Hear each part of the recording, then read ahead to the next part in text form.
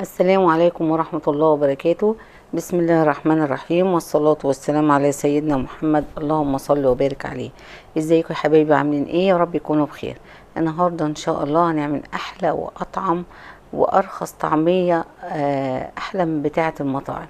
الطعمية بسم الله ما شاء الله بتتكلم عن نفسها. بص الطعمية من جوه بسم الله ما شاء الله، بص لونها عامل ازاي. الطعمية هشة من جوه ومن بره مقرمشة، اللهم بارك. الطعمية طبعا عارفين. بص دلوقتي سندوتش الطعمية وصل لكام، فنعمل كل حاجة بايدينا. قبل ما نبتدي الفيديو يا حبايبي، لايك وشير واشتراك في القناة عشان يجيلكوا كل جديد. المقادير بتاعتنا سهلة وبسيطة. هنجيب نص كيلو فول مدشوش او فول طعمية من عند العطار، ونغسله كويس وننقعه من حوالي من 10-12 ساعة، يعني من بالليل لحد الصبح. بعد كده هنشطفه كويس ونصفيه في المصفى زي ما انتم شايفين. وبصي الفولة لما تتقطم منك كده يبقى معناها ان هي ايه، خلاص كده ممكن ايه تستخدميها وتكون طرية وتبقى ايه سهلة في الفرن. هنجيب كزبرة خضراء وكرات. هناخد نص ربطة من نص ربطة كزبرة ونص ربطة كرات، وبتاع 5-7 فصوص توم وبصلة متوسطة. لو ما لقيناش كزبرة هنستخدم كرات، بس هنستخدم في الحالة دي ربطة. طيب لو ما لقيناش كرات هنستخدم بصل اخضر، تمام. وفي الحاله دي هنستغنى عن البصل المتوسطه، لان راس البصل الاخضر هنعتبرها بديل البصل، والورق بديل الكرات، تمام. هنبتدي نقطع الكرات بتاعنا، قلنا زي ما قلنا نص ربطه كرات ونص ربطه كزبره، عشان الطعميه بتاعتنا عايزينها لونها فاتح زي بتاعه المطاعم، ما تكونش لونها اخضر داكن وفي الاخر هتسود مننا، خصوصا لما نحطها في الفريزر. ماشي. هنبتدي بقى نخلط الطعمية بتاعتنا اهي على سوري الخضرة على الفول. ماشي. والثوم والبصل ممكن نخلطهم عليهم، او ممكن ايه نطحنهم في الاخر، لكن يفضل ان احنا نخليهم في الاخر. او بص بقى بالنسبة للمفرمة هنستخدم مفرمة يدوية او مفرمة كهرباء زي دي. في الحالتين سواء المفرمة الكهربائية او المفرمة اليدوية اللي بالايد هتستخدمي هتطحني الطعمية مرتين. بعد ما تخلصي الكمية طحنيها مرة تانية عشان الطعمية بتاعتنا تبقى ناعمة وتبقى هشة، تمام. لكن لو استخدمتيها في الكب خلاص هي بتبقى مرة واحدة وخلاص، تحطي معاها شوية ماء صغيرين وتستخدميها مرة واحدة وخلاص، تمام. هنبتدي بقى نخلص كمية الطعمية بتاعتنا، اللهم بارك، شوية شوية لحد ما نخلصها. هندي بقى الدعاء واحنا بنفرم الطعمية كده: اللهم ارطب بنا وبعبادك المستضعفين في كل مكان، وقنا واصرف عنا شر ما قضيت يا رب العالمين، يا مغير الأحوال غير حالنا لأحسن حال. اهو الكمية بتاعتنا قربت تخلص، اللهم صل وبارك. انت لو عايزه تعملي نص الكميه دي، يعني تعملي ربع كيلو، اعملي هتقللي الخضره شويه وهتقللي البصل شويه، وتاخدي فصين 3 توم، حوالي 3-4 فصوص توم. اهي الكميه بتاعتنا كلها خلصت. هنقعد ايه نخلطها على بعض عشان تبقى لون واحد، وبعد كده هنعبيها في اكياس. هتطلع لنا بتاعت 4 اكياس كده.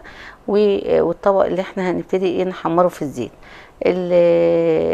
بعد كده الكميه دي هتتحط في الفريزر، تستخدميها بقى ايه وقت ما تعوزي تطلعيها وتفكيها وتستخدميها. بعد كده الكميه اللي احنا هنحمرها في الزيت هنحط عليها كزبره مطحونه وكمون مطحون، بس يفضل قبل ما نطحنه نحمصه شويه، نقلبه على النار شويه عشان تطلع الزيوت العطريه اللي فيه، فيدينا ريحه حلوه في الطعميه ويعلي التست بتاعها. وشويه ملح على زي الملح اللي انت عايزاه تظبطيه حسب مزاجك، وشويه شطه او بابريكا مدخنه. انا حطيت بابريكا، ممكن تحطي شطه، وربع معلقه بيكنج باودر او كربوناتو. انا حطيت كربوناتو، لكن البيكنج باودر زي الكربوناتو بالظبط، مفيش اي مشكله. لكن هو زياده بس في البيكنج باودر بيبقى عليه حامض عشان اللي بنستخدمه في الكيك وكده. بعد كده وهنحط معلقه سمسم، ودي حاجه اختياريه. بعد كده هنحضر، نجيب السمسم بتاعنا والطعميه ونجيب ميه، هنبل ايدينا ونبتدي بقى ايه نقرص الطعميه ونبل ايدينا عشان نحط السمسم فيها. وهنبتدي الزيت زي ما انتم شايفين اهو نحمرها في الزيت. لو انت بقى عايزه تحتقي الزيت زي ما بيحصل في المحلات بره، هتقلي ممكن طاسه بطاطس، طاسه بدنجان، طاسه فلفل رومي على فلفل حامي، وكده يبقى انت عتقتي الزيت، وتبتدي تقلي الطعميه بتاعتك زي ما المطعم بيعمل بالظبط. ماشي. هتبتدي بقى تقلي الطعميه. بسم الله ما شاء الله، هي كميه حلوه يعني، نص كيلو. بسم الله ما شاء الله، اللهم بارك، طلع لنا كميه حلوه قوي تكفي اسره كبيره. تمام. شوفي بقى كميه الطعميه اللي انت هتعمليها ديت، هتطلع لي كام طعميه وهتجيبيها بكام. هتقولي هتستخدمي زيت، لو هتستخدمي زيت مش ما تستخدميش كميه زيت كبيره قوي، هتستخدمي كميه زيت معقوله وهتبقى بردك موفره بالنسبه لك. تمام. بعد كده الطعميه بتاعتنا هي اتقلت. الطعميه دي ما تستهونيش بيها، دي وجبه غذائيه متكامله، فيها بروتين نباتي اللي هو الفول، وفيها خضروات فيتامينات، وفيها السمسم اللي بنحطه بيحتوي على مواد مضاده للاكسده وكالسيوم و... ورفع للمناعه زي ما بنقول، وطبعا الزيت اللي احنا نقلي فيه، يعني وجبه غذائيه متكامله.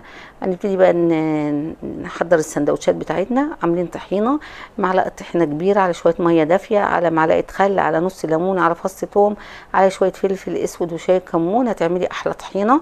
وهتبتدي بقى ممكن تحطي بقى جزر مبشور، كابوتشي عندك، خس، طماطم اللي موجود عندك، جرجير. المهم السندوتش بتاعك ده يبقى وجبه غذائيه متكامله لاولادك وليكي. انا مش عايزه افكركم تاني ان سندوتش الطعميه دلوقتي وصل لكام. بالرغم ان وجبه الطعميه دي مش شرط ان تاكليها في الفطار بس، ممكن تستخدميها وجبه غدا، ممكن تستخدميها وجبه عشاء، مع شويه سلطه مع شويه خضره زي ما احنا حاطين كده، هتبقى وجبه غذائيه متكامله. تمام. بسم الله ما شاء الله، الكميه اللي احنا حمرناها طلعت لنا كميه كويسه، اللهم بارك، يعني تكفي عيله كبيره، بجانب اللي احنا حطيناه في الاكياس اللي احنا هنحطه في الفريزر اهو. اللهم صل وبارك، بسم الله ما شاء الله. ما تنسوش يا حبايبي لو الفيديو عجبكم لايك وشير واشتراك في القناه اللي ما اشتركش، وشيروا لاصحابكم وحبايبكم عشان يعملوا فيديو الطعميه لاولادهم ويستفادوا منه. بحبكم في الله، والسلام عليكم ورحمه الله وبركاته. كنتم مع سلوى محمد.